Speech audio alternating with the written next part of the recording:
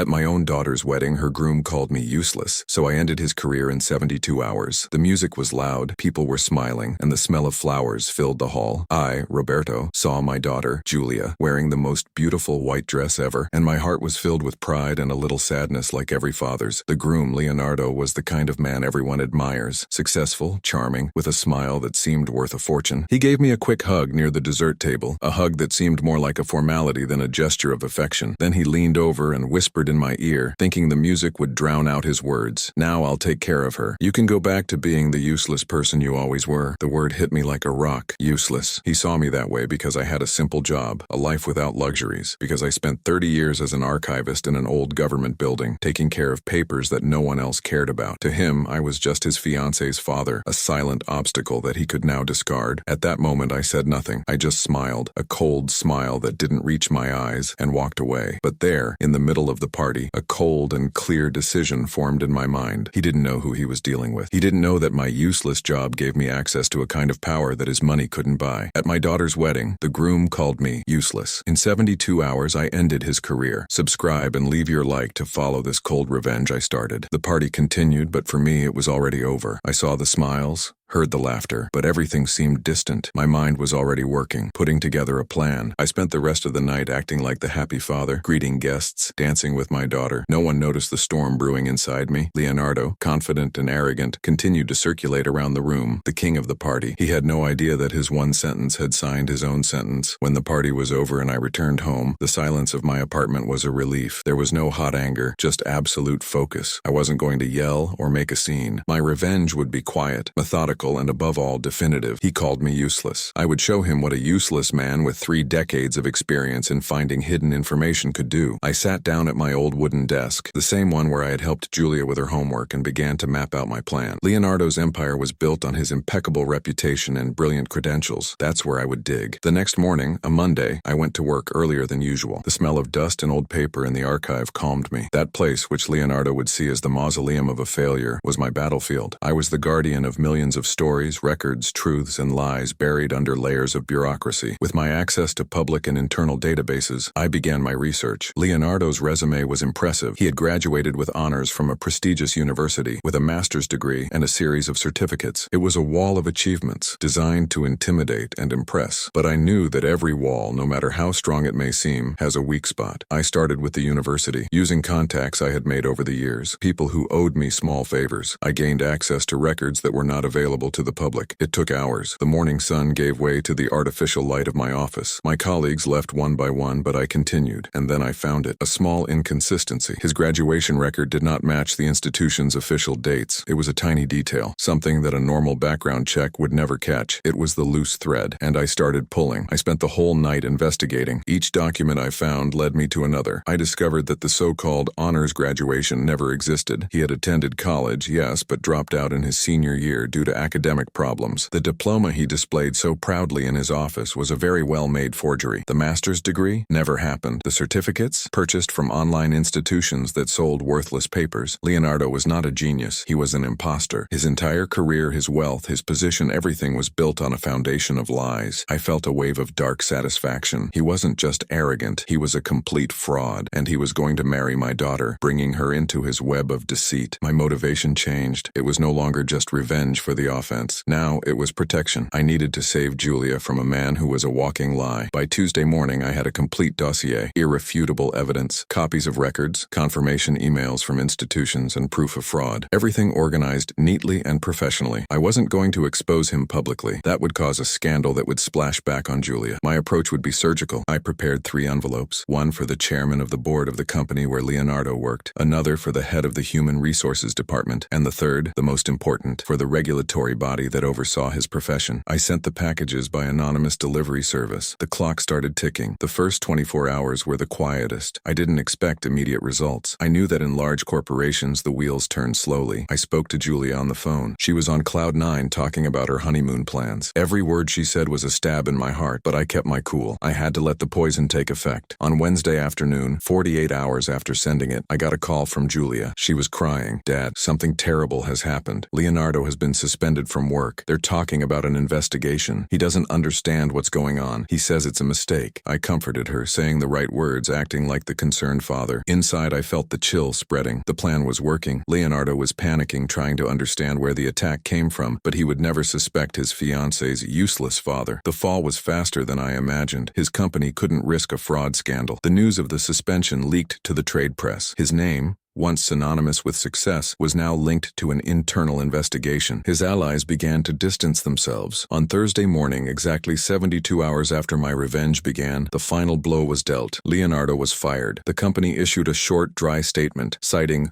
professional inconsistencies. The regulatory agency announced the opening of formal proceedings, which meant he could never work in that field again. His career was not only over, it had been erased. That same afternoon, Julia showed up at my door. Her eyes were red and swollen. The wedding obviously had been called off. She threw herself into my arms, sobbing, "It's over, Dad. He told me everything. He lied about everything. College, his master's degree, his whole life is a lie." I sat with her on the sofa, the same one where she used to watch cartoons as a child, and let her cry. I didn't say, "I told you so." I didn't feel the need to reveal my role in it. The result spoke for itself. In his desperation, he had confessed everything to her, hoping she would forgive him. But trust, once broken in that way, cannot be repaired. He had destroyed himself. I just opened the door for the truth to come out. Weeks later, the dust began to settle. Julia was hurt, but she was recovering. She was strong, stronger than I had imagined. One night, while we were having dinner together, she looked at me thoughtfully and said, "You know, Dad, in a strange way, this was a good thing. I almost married a stranger. Someone saved me from a terrible mistake." I just smiled. She would never know that her savior was the man Leonardo called useless, and for me that was the sweetest revenge of all. The months that followed were like a long, slow dawn after a stormy night. Julia's life, which had been turned upside down, began to find a new rhythm. She moved back into her old apartment, a small, cozy place that smelled like a new beginning. She didn't talk much about Leonardo, but I could see in her eyes that the wound, though deep, was healing. She focused on her work, her friends, the small joys that the false glow of life with Leonardo had overshadowed, and she grew closer to me. We had dinner together twice a week, and our conversations were no longer about grand wedding plans, but about movies, books, and the little things of everyday life. I felt like her father again, not just a decorative figure in the background. The sweetness of revenge had turned into something more solid, the peace of seeing my daughter safe and, little by little, happy again. I never brought up the subject, and the truth about my involvement remained locked in my personal archive of secrets. For me, the case was closed, a document filed away in the deepest drawer of my mind. Until one day, about 6 months after the canceled wedding, I saw him. I was leaving work, walking toward the bus stop when my eyes met his. Leonardo was across the street. The man who once wore expensive suits and exuded an air of superiority now wore worn-out clothes and had stubble on his face. His shoulders were slumped, and his million-dollar smile had been replaced by a blank, bitter expression. He was no longer the life of the party. He was just another man lost in the anonymous crowd of the city. For a moment, I felt a chill. He saw me. Our eyes met above the noise of traffic, and the world seemed to stop for a second. I felt no triumph, no pity. I felt only a cold, silent danger. He didn't look away. Instead, a small, slow smile formed on his lips, a smile that had nothing to do with joy. It was recognition. And then he crossed the street, coming toward me. My instinct was to run away, to blend in with the crowd, but I was paralyzed. I had created this situation. Now I had to face it. He stopped a few steps away from me. The smell of alcohol was faint but present. His eyes, once so full of confidence, now had the feverish gleam of someone who has nothing left to lose. "Roberto," he said, his voice hoarse, different. "I've thought long and hard. I spent months trying to understand who would have access, who would care enough, and most importantly, who would be smart enough to do everything so cleanly." He took a step closer, and I always came back to the same unlikely person, the silent archivist, the useless father. The word still hurt, but now it was loaded with new meaning. It was the key that unlocked everything. I said nothing, just stared at him. My silence was my confession. "It was you," he continued, now with a tone of sick admiration. "You destroyed me with old papers, with dust and bureaucracy. It's almost poetic." I finally found my voice. "You destroyed yourself, Leonardo. You built your life on sand. I just blew a little harder." He laughed, a dry, lifeless laugh. "Maybe, but you took everything from me. My job, my reputation, my fiancé. What do you think I'm going to do now?" The threat hung in the air, invisible, but heavy as lead. "There's There's nothing you can do, I replied, maintaining the calm I had learned in 30 years of methodical work. You can't prove anything, and even if you could, who would believe a proven liar? He shook his head slowly. Roberto, you still don't understand. I don't need to prove anything. I don't want my job back. I don't want money. All that is gone. He leaned forward slightly as he had done on the wedding day, and his voice dropped to a venomous whisper. I have only one thing that you value, one single thing that I can destroy, the image Julia has of you. My heart froze. She sees you as her hero father, her safe haven, the simple good man who raised her. Imagine her disappointment when she finds out that her daddy isn't just an archivist, but a calculating, vengeful man who destroyed someone else's life in the dark, like a thief. He knew exactly where to hit me. It wasn't a threat of physical violence. It was something much worse. It was the threat of destroying what I cherished most, my daughter's love and respect. I'm going to tell her, Roberto. I'm going to tell her every detail of how you did it. She'll never look at you the same way again. He turned and walked away, leaving me there in the middle of the busy sidewalk, his words echoing in my head. That night, I couldn't sleep. The peace I felt had been shattered. Leonardo was right. My victory had been based on a secret, and now that secret was a weapon pointed directly at the heart of my family. I could expect him to tell her. I could try to deny it, call him crazy, but the seed of doubt, once planted, would grow like a weed in Julia's heart. There was only one way to diffuse it. I had to be quicker. I had to tell the truth myself. The next morning, I called Julia and invited her to dinner at my place. She arrived smiling, bringing a pie for dessert. My apartment, which had once been a refuge, felt like an interrogation room. We sat down at the table, the same one where I had planned Leonardo's downfall. After we ate, I took a deep breath. The moment had come. Julia, I need to tell you something about Leonardo, about how it all happened. I told her everything. I started with the words he whispered in my ear at the wedding. I described the coldness that took hold of me, the decision to investigate, the work in the archives during the night. I talked about discovering the lies, the fake diplomas, and the anonymous envelopes I sent. I didn't try to justify myself or paint myself as a hero. I just reported the facts, as I would with any official document. As I spoke, her face went through a storm of emotions: shock, confusion, disbelief. When I finished, a heavy silence filled the room. She stared at me for a long time, and I couldn't decipher her gaze. I was prepared for anger, for disappointment. I was prepared for her to get up and leave. Instead, she reached across the table and took my hand. Her eyes were filled with tears, but they weren't tears of sadness. Did he call you useless? She asked, her voice breaking. I just nodded. A single tear rolled down her cheek. Dad, what you did was terrible. It was calculated and cold. She paused, squeezing my hand tighter. But he was about to trap me in a life of lies. He deceived me. He used me. He insulted you in the cruelest way possible. You didn't do it for revenge. You did it to protect me. In that moment, I understood. The real victory wasn't Leonardo's ruin. It was that instant, that unshakable connection with my daughter. She saw me, not as a monster, but as a father. The man Leonardo called useless had proven his worth in the only way that mattered. And that was a record no one could ever erase. That silence after my confession was not one of accusation. It was a silence of understanding, heavy and deep, that filled the small space between us at the kitchen table. Julia's hand remained on mine, a point of warmth and acceptance in the middle of my frozen world. I had built a dam of secrets, and instead of being swept away by the current when it broke, I found my daughter on the other side, waiting for me. She didn't see me as a monster. She saw me as her father. In the months that followed, something changed between us. It wasn't a loud change, but a quiet transformation, like the earth settling after an earthquake. Our weekly dinners became a sacred ritual. She began to ask me about the file, not as someone who asks out of politeness, but with a new, genuine curiosity. She wanted to know the stories hidden in the papers, the little secrets of ordinary people that only I knew. It was as if she were trying to decipher the man I was, the man capable of such a calculated act. For my part, I watched her blossom. Without the weight of Leonardo's false life, the real Julia resurfaced. She returned to painting, a hobby she had abandoned. Her small apartment was filled with canvases in vibrant colors, full of life and hope. She was living proof that my decision, however grim, had been the right one. One day, she told me about a young man she had met, a history teacher named Daniel. He didn't have a luxury car or an apartment with a view of the city. He had a bicycle, a stack of books, and a smile that, according to her, was shy but genuine. When I met him, I understood what she meant. Daniel was a simple man with chalk-stained hands and eyes full of passion for his classes. He greeted me with a firm handshake and asked me questions about my time, about what the city was like in the old days. He didn't see me as an obstacle or a formality. He saw me as a source of stories, and I saw in him the peace my daughter deserved. Life seemed to be finally finding its peaceful course. Leonardo had disappeared, a bitter memory that dissolved with time. I allowed myself to believe that the chapter was closed, but life has a way of reminding us that some stories never really end. They just pause. It was a rainy autumn afternoon. I was walking home, my umbrella battling the wind, when I saw him. He was across the street, standing under the awning of a closed store. Leonardo. The change was shocking. He was no longer the dejected ghost who had confronted me months before. He was thinner, yes, but there there was a new intensity in his gaze. He wasn't wearing expensive suits, but his clothes were clean and neat. He didn't look like a defeated man. He looked like a man who had risen from the ashes, and he was looking directly at me. This time I felt no fear. I felt a cold curiosity. He didn't cross the street. He just watched me with a slight nod of his head, almost imperceptible. It was not a threatening gesture, nor one of recognition. It was something more complex, something I couldn't understand. In the days that followed, I began to hear his name again, not in the business papers, but in whispered conversations. He was giving lectures